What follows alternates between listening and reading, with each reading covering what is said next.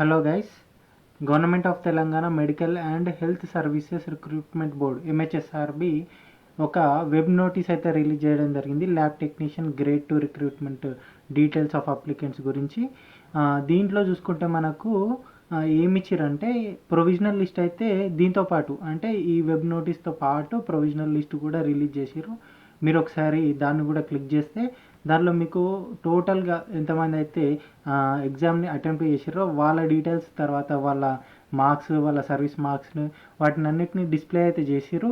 దాంట్లో మీకు ఏమన్నా డౌట్స్ ఉంటే దాని గురించి ఈ వెబ్ నోటీస్లో ఎక్స్ప్లెయిన్ చేశారు, ఏం చేయాలి ఒకవేళ డౌట్స్ ఉంటే. ఫస్ట్లీ మనము ఈ వెబ్ నోటీస్ని ఒకసారి చదివినాం అనుకోండి, మనకు ఒక క్లారిటీ వస్తుంది అప్లికెంట్స్ ఏం చేయాలి ఫర్దర్గా అనే దాని గురించి.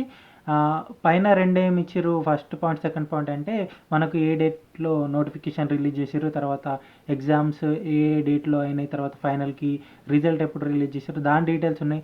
దాని తర్వాత థర్డ్ పాయింట్ చాలా important, the provisional list containing all details of the applicants including marks obtained in the CBT. అంటే ఎగ్జామ్లో మీకు ఎన్ని మార్క్స్ వచ్చినాయి దాని గురించి, and weightage marks for contract outsource service in the state government hospitals, institutions, facilities, programmes is released today. ఏమంటున్నారు, అన్ని details సిబిటీలో వచ్చిన మార్క్స్ గురించి, తర్వాత వెయిటేజ్ మార్క్స్ గురించి, వాటన్నిటి డీటెయిల్స్ ఇందులో ఇచ్చారు. The details other than CBT and weightage marks are not verified by the board. ఈ మార్క్స్ని తర్వాత సిబిటీ కాకుండా, అంటే సిబిటీలో వచ్చిన మార్క్స్ కాకుండా, వెయిటేజ్ మార్క్స్ కాకుండా వేరే డీటెయిల్స్ అయితే ఇంకా బోర్డ్ అనేది ఏం చేయలేదు, వెరిఫై చేయలేదు.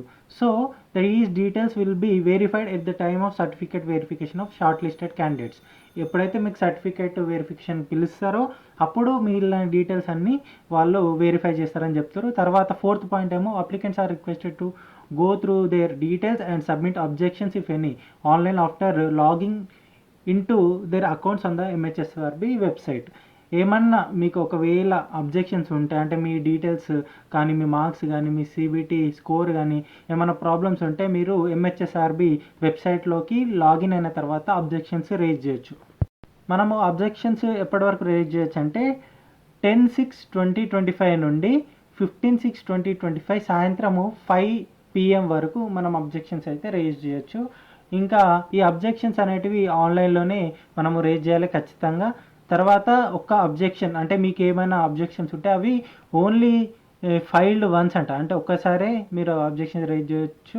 ఒకసారి లాగౌట్ అయ్యారు అనుకోండి, మళ్ళీ మీకు లాగిన్ అయ్యే ఆప్షన్ అయితే ఖచ్చితంగా ఇయ్యరు. కాబట్టి మీరు జాగ్రత్తగా మీ అబ్జెక్షన్స్ అయితే ఫిల్ చేయాలి.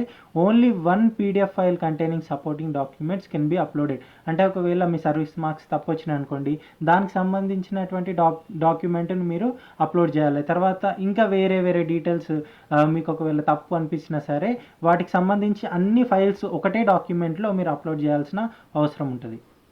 ఈ అన్ని డాక్యుమెంట్స్ అన్నీ ఒక సింగిల్ పీడిఎఫ్గా కన్వర్ట్ చేసి మీరు అప్లోడ్ చేస్తే సరిపోతుంది. మీరు దీంట్లో ఎట్లాంటి కన్ఫ్యూజన్ క్రియేట్ చేసుకున్న తర్వాత మీరే ప్రాబ్లం ఫేస్ చేయాలి.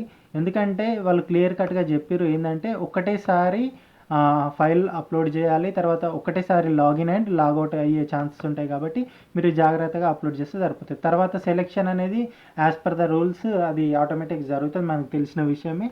Thank you so much.